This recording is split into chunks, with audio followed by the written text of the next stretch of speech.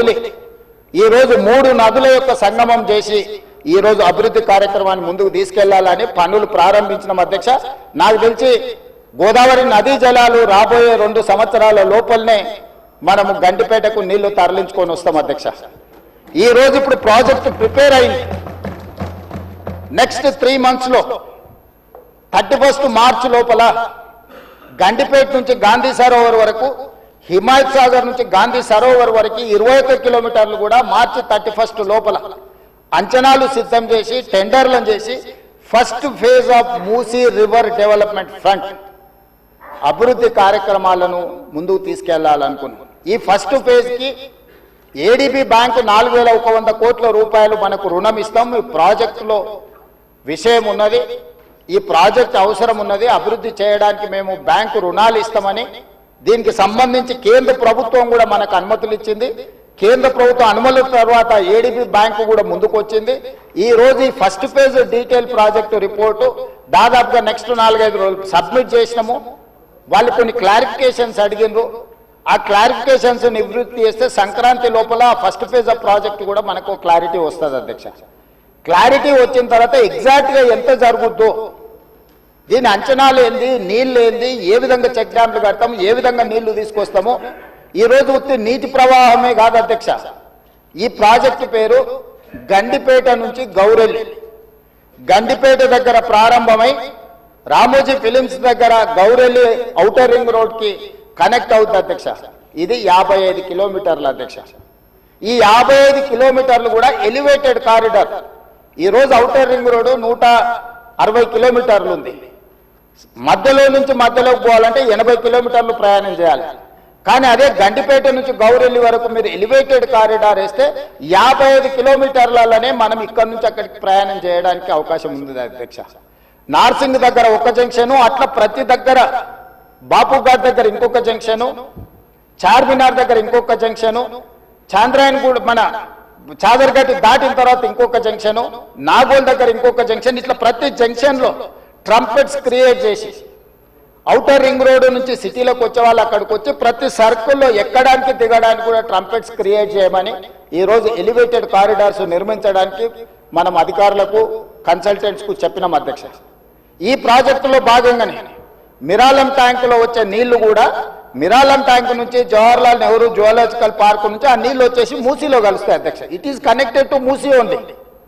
So ఆ project కూడా అక్బరుద్దీన్ ఓవైసీ గారు, నేను ముఖ్యమంత్రిగా మొదటిసారి చాంద్రాయన్గుట్ట పర్యటనకు పోయినప్పుడు అసదుద్దీన్ ఓవైసీ గారు ఇద్దరు మిరాలం ట్యాంకును ఒక పర్యాటక కేంద్రంగా బ్రహ్మాండంగా అభివృద్ధి చేయాలి, ట్యాంక్ బండ్ అక్కడ ఉండు కాదు, మాకు ఈ ఓల్డ్ సిటీలో ఒక మిరాలం ట్యాంక్ని అభివృద్ధి చేయాలి, జూ పార్క్ ఉన్నది, పక్కన మిరాలం ట్యాంక్ ఉంది 450 ఎకరాలలో, మీరు చేయాలంటే దాన్ని కంప్లీట్గా ఈ కన్సల్టెంట్స్కి ఇచ్చి ప్రపంచ స్థాయిలో అక్కడ ఒక అభివృద్ధి పర్యాటక కేంద్రంగా మార్చాలని చేసి ఈరోజు 450 కోట్ల రూపాయలతోనే మిరాలం ట్యాంక్ మీద బ్రిడ్జ్ కట్టడమే కాకుండా ఆ ప్రాంతాన్ని అభివృద్ధి చేయడానికి టెండర్ పిలిచి పనులు జరుగుతున్నాయి అధ్యక్ష.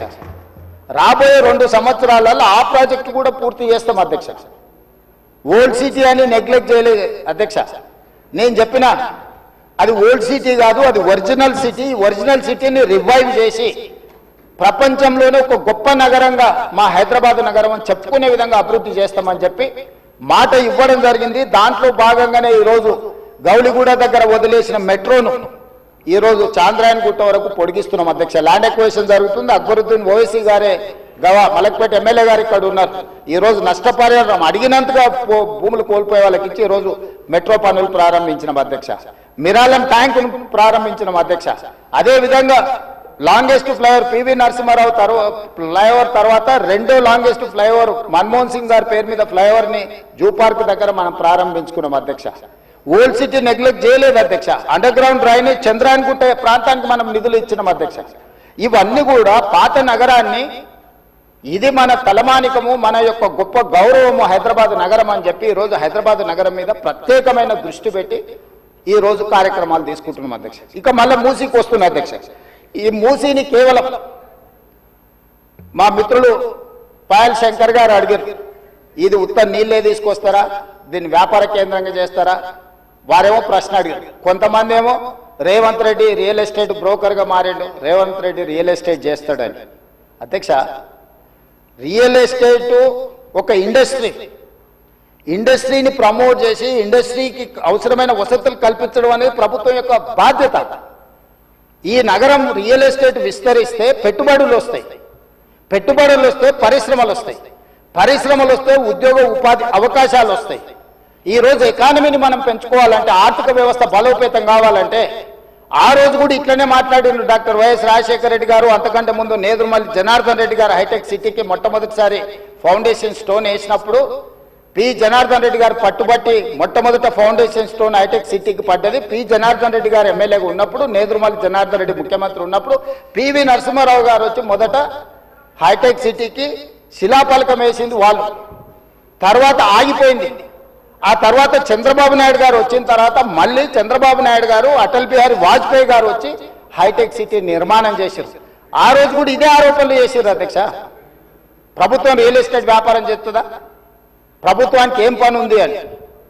కానీ ఇలా విస్తరించిన నగరం ఎక్కడొచ్చింది అధ్యక్ష? సైబరాబాద్ అని గొప్పగా ఎందుకు చెప్పుకుంటున్నాం? ఐటీ కంపెనీలు, ఫార్మా కంపెనీలు, global capability centres, data centres, ఇవన్నీ ఎక్కడి నుంచి వచ్చినాయి అధ్యక్ష? ఈరోజు ఫైనాన్షియల్ డిస్ట్రిక్ట్, నాలెడ్జ్ పార్క్లో ఎన్ని లక్షల మందికి ఉద్యోగాలు వచ్చినాయి అధ్యక్ష? ఈరోజు విస్తరించే నగరం అర్బనైజేషన్ అవుతుంది అధ్యక్ష. పట్టణ ప్రాంతాలు పెరుగుతున్నాయి, పట్టణీకరణ జరుగుతుంది. ఈరోజు 55% జనాభా పట్టణాలలో నివసిస్తున్నారు అధ్యక్ష. రాబోయే 20-25 ఏళ్లలో 75% మన పట్టణాల యొక్క జనాభా పెరుగుతుంది అధ్యక్ష. కేవలం ఔటర్ రింగ్ రోడ్ ఇన్సైడే 1,34,00,000 మంది ప్రజలు నివసిస్తున్నారు అధ్యక్ష. 3,78,00,000 తెలంగాణ జనాభా ఉంటే ఔటర్ రింగ్ రోడ్ ఇన్సైడ్ మాత్రమే 1,34,00,000 మంది నివసిస్తున్నారు అధ్యక్ష. అంటే ఇక్కడ మోర్ దాన్ 1/3. టోక్యో ఒక సిటీలో తెలంగాణ జనాభా కంటే ఎక్కువ ఉన్నారు అధ్యక్ష. 4 కోట్ల మంది ఒక పట్టణంలో నివసిస్తున్నారు అధ్యక్ష.